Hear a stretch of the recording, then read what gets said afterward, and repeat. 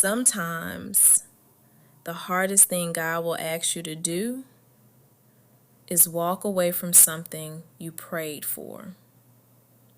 Not because it didn't matter, not because it wasn't real, but because where it is no longer where you're meant to be. And that's the part that hurts. Because you remember the good moments. You remember the laughter, the connection, the hope you had. You saw a future, you prayed over it, you asked God to bless it. But somewhere along the way, peace left. And even though you tried to hold it together, something in your spirit started to feel heavy, confusing, draining. And you kept asking yourself, God, is this still right? But if you're honest, you already feel the answer.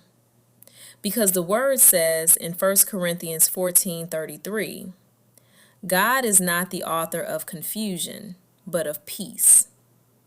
So if you've been feeling unsettled, if you've been losing your peace, if you've been questioning your worth in something you once felt secure in, this may not be the enemy attacking your relationship.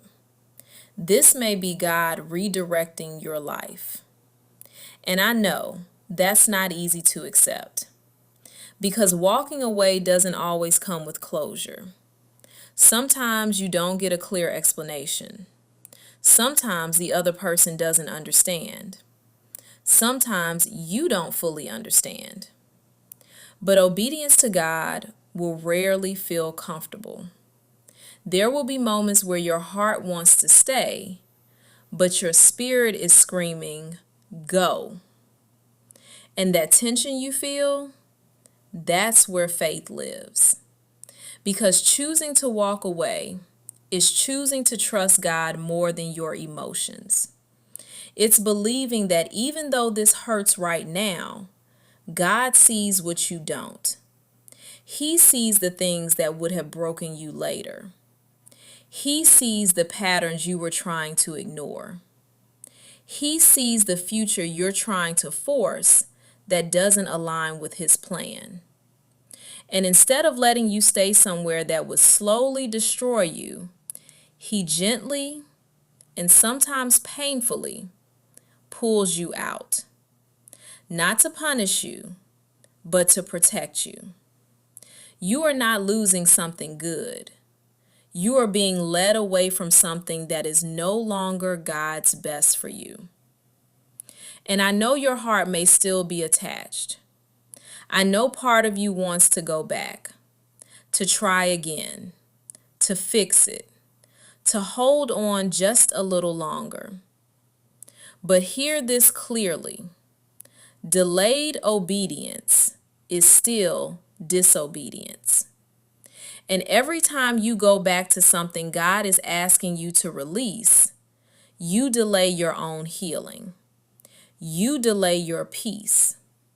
You delay the blessing that's waiting on the other side of your obedience.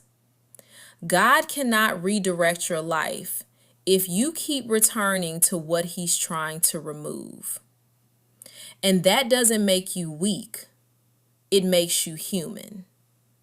But today, God is calling you higher. Higher than your emotions. Higher than your attachment. Higher than your fear of being alone.